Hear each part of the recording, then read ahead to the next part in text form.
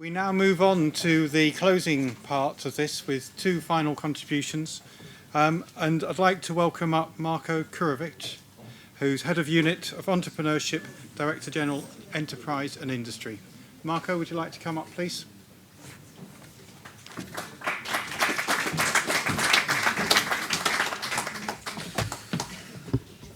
So, good afternoon. Thank you for inviting me to this ceremony. It's a real pleasure to be here, to see so many stakeholders from the social and public housing industry present here. And believe me one thing, our unit is called Enterprise and Social Economy, but I've never been at a ceremony with so much humor in between. So it was a special pleasure to come here and not only learn about the results, but also learn it in a fun way. For me, this is something that goes beyond what I have expected, because yes, we deal here, or this is co-financed within a project which focuses on corporate social responsibility. However, what we have seen is also a lot of examples from enterprise and social enterprise. So I'm taking with me those examples, and I'm happy to hear that and see that social enterprise, social economy is alive and kicking and growing. So also big kudos to all of you who have been doing more than being, under quotation marks, just socially responsible, but who have actually created new jobs, provided education, provided social inclusion, and so on. So many thanks to the winners in the different categories: local social sustainability, environmental sustainability, economic responsibility and sustainability, good governance in relations to stakeholders, and responsible human resources management. However, especially for us, wanting as a European Commission to foster corporate social responsibility beyond just a few companies, having a broad impact on the territory, it is important that there's not only a handful of winners, or a winner, depending on how you define it, but that there is a big cohort of socially responsible enterprises in a great number of member states that together move the agenda ahead and bring corporate social responsibility to a new level. So for us, each single participant in this exercise has contributed and has a value. And as it was said before, okay, you need a winner, but you want to raise the awareness, you want to increase visibility. And therefore, we're happy also about the breadth and the impact of the exercise as such. So why did the Commission finance this project? This is one of three projects we have co-financed. So one is the social housing, one is the fruit juice, and one is the machine tools sector. And the main idea was to finance so-called lighthouse or model projects, to demonstrate and to set an example how a sector can work together on solutions related to CSR. Especially to go against the arguments, oh, it doesn't work in our sector, oh, it's too difficult, there's so many obstacles, and so on. Take this sector together with the two other ones, and you will have quite diverse sectors, which means that nobody can come with the excuse it doesn't work in our sector. If it has worked in those three diverse sectors, you certainly can learn something from them, apply it, adapt it, and use it in your own sector, whatever it's called. And no matter how many different stakeholders you have, and whether it's very big or medium-sized or whatever. So we wanted to tackle that somebody who's running a company has to act within a supply chain and sector environment, that you're not alone, that you also have to convince or act positively on your providers, on your clients, buyers, on your joint venture partners, that being responsible does not mean that you on your own can or should act responsibly, but you're also influencing your business partners. That the CSR-related challenges are very specific. Each sector has its very special circumstances, a special set of stakeholders, and you can only work jointly on resolving those issues. And we wanted to leave the projects in your hands. Well, first of all, it's independent economic entities why should we in a market economy mess with the governance of an independent entity, but also because we do not believe in the prescriptive role of CSR. We believe in a voluntary role of CSR. And the two main reasons why we believe in a voluntary role is this first are the following. One is today's world is changing rapidly. So we could have tried to write a very, very thick book about CSR in Europe. And guess what? In 2 years it would be probably outdated, or a big part would be outdated. Second of all, even if we wrote a very thick book, believe me, we probably wouldn't have been able to cover all the possibilities and eventualities which can come up. The more you create a rigid framework, the more you are in danger of just creating a ticking the box mentality, or saying, yeah, I adhere to the letter of the rule book, but God knows whether you adhere also to the spirit of the rule book.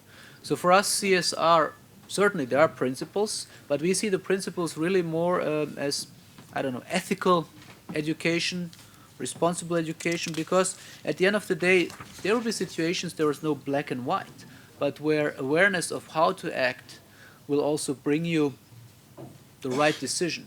And probably there might be two decisions different, which both have their pros and cons, but at the end it's also up to the managers to decide. And very often those decisions will not come once, but a couple of times during a year. So we define CSR as the responsibility of an enterprise for its impacts on society. Positive ones are fine, we're happy if we have more of those. Negative ones we would like to avoid, or at least mitigate or compensate. And those effects can be social, environmental, ethical, human rights, or social, environmental, ethical, human rights. So it's very individual to a company's performance. Some are more challenged in one area, some more in the other. But what we all believe is that CSR should be part of a business strategy. So I also would like to say that don't think it's corporate philanthropy. If you're producing, let's say, machine tools, and you decide to finance schools for enterprise education, that's fine. But actually, I would consider it social philanthropy. Why? Because you have to be also responsible in your core business. You cannot say, I'll finance or support something which is out of my core business, and my core business, I will run it irresponsibly. No. You have to run your core business responsibly. What you do beyond that is good too. And we also believe that CSR is not only a condition which will just make you running your business more difficult. We believe that if you run CSR well, it will actually improve your competitive situation in the market. Why?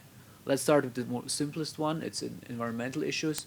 Well, very probably if you increase environmental efficiency, you will reduce costs, or you will avoid any kind of fines for environmental problems. But also, it means that you are challenging the way you're functioning every day anew. That you're asking yourself, can I do things better? Can I reduce negative impact even more? Can I even more improve positive impact? And throughout that, you will become a company which is more attractive to your clients, your stakeholders, your owners, your providers of finance. And at the end of the day, this means that you will be more competitive. So CSR is not only an exercise for the sake of doing good, but something that also is benefiting your own company. So what about the project? Housing Europe, Delphis, and International Union of Tenants have come together to work on the challenges of your sector. And we're happy that this project has created also some lasting effects, which will go beyond the financing period from the European Commission. Our general philosophy is you give a kick-off financing, you give a kick-off support to a project, but obviously we cannot and we should not subsidize something forever. So there is a limited time which we use to get something off the ground. And we think in this case it has shown quite strong effects, because you have a website, you have an online resource center, you have useful contact, general documentation which will stay here. You have your declaration. You have a list of companies which adhere to the rules and the principles you have. So this is exactly what we were looking for. We're not looking for a very theoretical abstract exercise. We were looking for something practical that can later on be used by other companies in the sector. Or as I said, even beyond the sector, if somebody is in a closer or farther away sector says, oh great, those guys have done it, I'll take over those things that I can use and the other ones I'll adapt. So another reason why we love it is its practicality and its impact on the ground. It goes way beyond being theoretical and strategic, which you need, but that's only the basis for action. What will be next? I don't know how much you know about our CSR strategy, but actually this year a 3-year period expires of the current strategy. We are right now developing a new strategy for the years 15 to 20. We will use the know-how and experience from lighthouse projects to put them into the new projects or into new policy principles. But we also have had during the summer a public consultation on CSR, on our policy, what stakeholders think we have done well, what should be improved, where should we go deeper. And I can tell you we have got quite a number of feedback which said continue, do even more. So one element to make CSR more practical will be use model and lighthouse projects to say, okay, this is how you can do it, this is what you should do. The other elements which we're looking at is also to increase the international impact of our CSR policy within Europe and beyond, because quite a number of countries have recognized, or groups, even groups of countries recognized the European Commission as being a leader in CSR. There are a few other places in the world where they even think about CSR and not as deeply as we have managed to do, so we're very proud of that. And then obviously if we're asked, okay, what works, how do you do it? The first thing we have to do is to show what works. Again, we'll get back to you. We are right now in the process of working through the results of the public consultation. We're in the process of bringing feedback from stakeholders in and formulating a new strategy which we'll then discuss at the multi-stakeholder forum in February of next year. For us, therefore, this is not the end of your project or a CSR strategy. It's a transition period to something bigger, together with obviously the new commission and the new budgetary period. So there are many reasons why we think take stock and then launch even stronger, even further, even deeper. Thank you for the efforts. Lots of success in the future, and be sure that we will also be learning from you.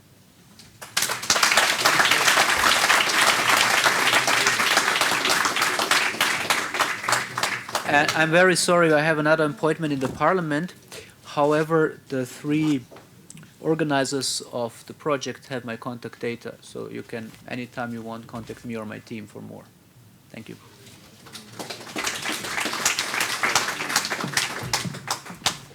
Big thank you there. The last contribution, and then we will close. I will, in my closing speech, use less than 25 words. However, Marc, would you like to come up and just conclude the conference from your point of view? Marc Calon. Thank you. I have a lot of words. I won't speak them all, because it was a long day, it was a good day, it was an intensive day. We saw a lot, we learned a lot, and I think it's time to get some drinks. But first, I want to thank our moderator, Phil, for your excellent work.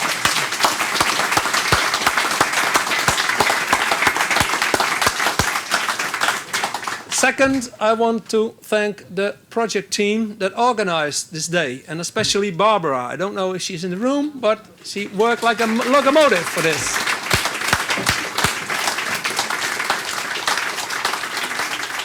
So, I throw half of my text away.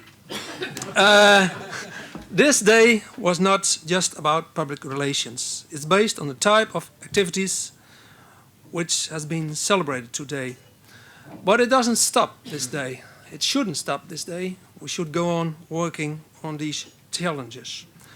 How can we make the most of today's initiative? We should be continuing this collaboration which concretely will mean continue to promote the Responsible Housing CSR Code of Conduct in cooperation with housing federations. Monitor the take-up of the code by housing providers across Europe.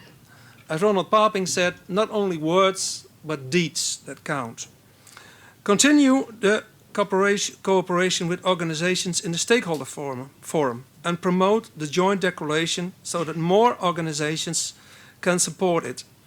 Considering the success of the award, we should consider a second edition beyond the end of the ERIN project. So still more work to come. Continue integrating the principles of social, economic and environmental sustainability in all our